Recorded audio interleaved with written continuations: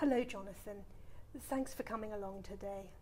The use of algorithmic trading is increasing in the foreign exchange markets, isn't it?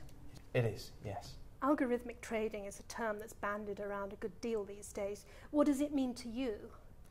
Well, what it means to me is very different to what it means to a lot of people because, as you correctly say, it is bandied around and there is a lot of confusion amongst institutional clients about whether, what it exactly means. So we normally start with just a simple definition and we say that it's automated computer-based execution.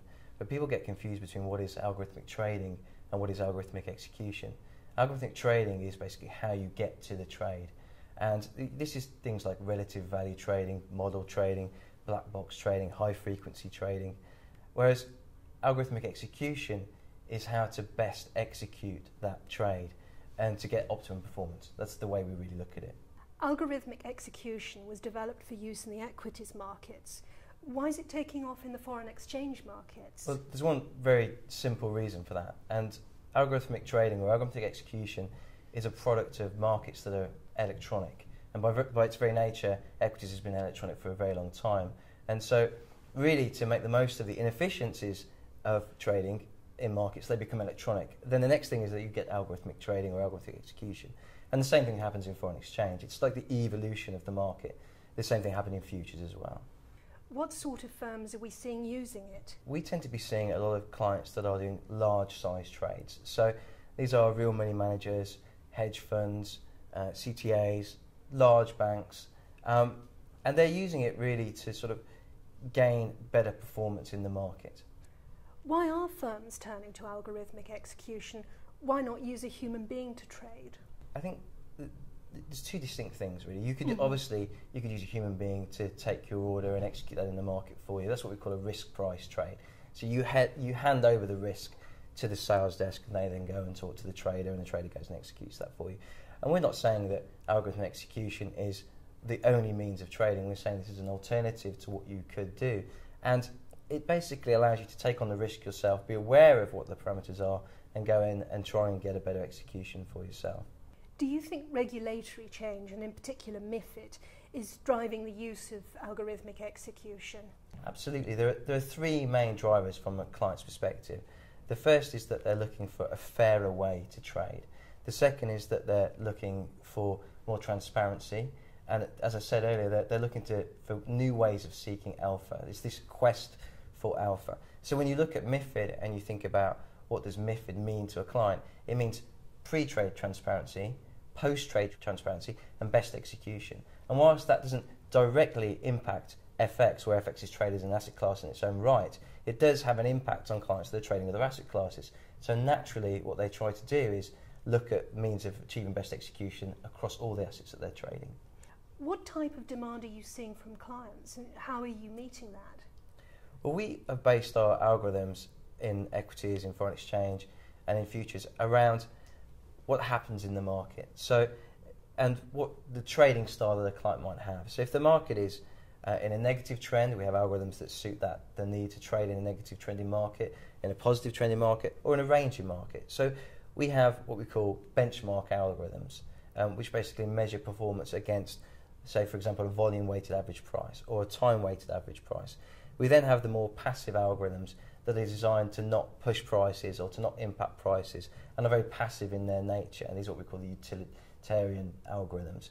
We then have algorithms that are more aggressive in their nature but are still designed not to push prices. These are liquidity seeking algorithms, or what's commonly referred to as hunter algorithms, and they're looking for opportunities in the market. We then have algorithms that are customized completely to meet a trader's requirements or a firm's requirements. And what we recognize is that firms are looking for new ways of seeking alpha, as I said, and each firm is different in its trading style, and so we'll build algorithms that are based around what they want to achieve, and that's different from one firm to another. That maybe we just tweak what we already have, or we might create something completely new for them. What's the most popular form then? I mean, it's pretty much horses for courses. Different clients like to use different algorithms, but we see a lot of people using the more stealth or the more opportunistic algorithms. These are algorithms that leave no trace in the market, so they have less impact on prices, but then when they trade, they can trade very aggressively.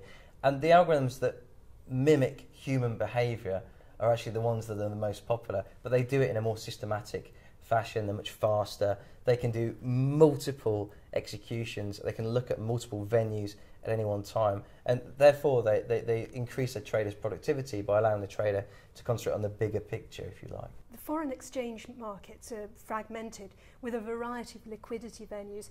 How do you get around that? Well, algorithms thrive on fragmentation, and the fact that the FX market is fragmented is really good for execution because it gives you a variety of places to execute. But what we do is we use smart order routing technology, which is basically how you execute an order across multiple venues in a systematic fashion. And so really what we do is we take something that's fragmented and we really just bring it all back together. And so if you're a trader trading manually or trading electronically but not using smart order routing technology, you're probably looking at multiple venues. And when you look at multiple venues, you may see a price that's very good in one venue, another price that's very good in another venue, but trying to trade and trying to take all that in is very difficult. So an algorithm can do all those things, compute where best to execute much, much quicker than you or I could possibly do. So how does the smart order router determine where, when and how to trade? So for example, if you give me an order for 100 million cable sterling dollar, what we would do is we create a dynamic heat map. So we would say the smart order router will look at all the venues that we're connected to and work out where the best place to execute is based on a number of parameters. The parameters aren't just things like price and the best price. It's also the speed of execution, the probability of execution. We do something called adaptive volume prediction. So we try and look at where you are likely to be executed if you put a bid there. If you are looking to sweep the market, we'll look at the queuing priority. We'll look at how many fails a venue has had. We can also do something called double pinging. So if we know one venue is quicker to execute on than another venue, then we may go there first for a first look and then go to the normal venues. But the point is that the smart order router very systematically looks at all the different venues and works out the best place to execute. And that may be one venue or it may be multiple venues. That all sounds very impressive, but do firms really want to install another layer of technology? Isn't it complex to integrate?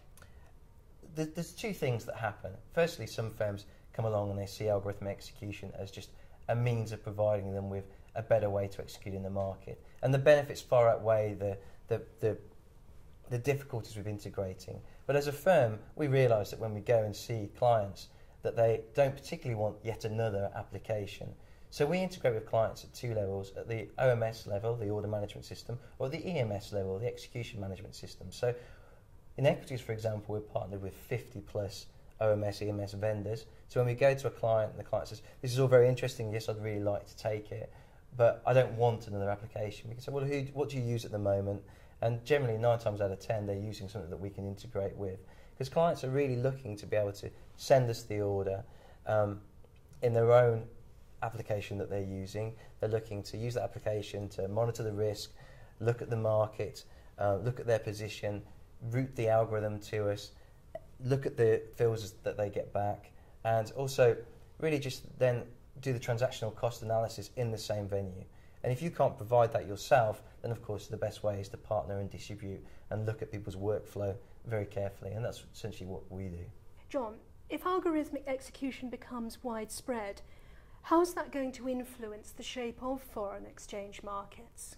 It's funny that you should say that, because essentially what happens is, as I said, algorithms thrive on fragmented markets, and we always look for what we call fair value, and that is all the parameters that I spoke about earlier: latency, cost of execution, probability of execution. And so naturally it will evolve to the extent where we'll only execute on those venues that meet all those parameters, and so the weaker ones may not survive, but what I'm saying is they have to change, and they will change if they don't see any volume, because no platform can exist without actually volume going through it. And so it's kind of an FX Darwinism. It's the survival of the fittest. We personally don't want them to go away, because if they go away, it's bad for our algorithms. But the algorithms themselves actually kind of mean that they actually, if they do less volume, they won't survive. So as more and more people use algorithmic execution, yes, you will see some consolidation in the marketplace. So, are there going to be any other changes in the foreign exchange markets brought about by algorithmic execution? I think the biggest thing that it brings is transparency, because you know, we charge a fee. We're very transparent. You get all the fills back. You know where you executed. And traditionally in FX markets, it's a margin-based business. So we're saying you can have a margin-based business, which is a little bit more opaque. You know, you hand over the risk to the client, or you can take on the risk yourself, charge a fee. We try and get the best execution, and afterwards we'll give you transactional cost analysis so you can see how you performed and benchmark your performance. John, thank you very much for coming. It was very interesting. Thank you very much. Thank you.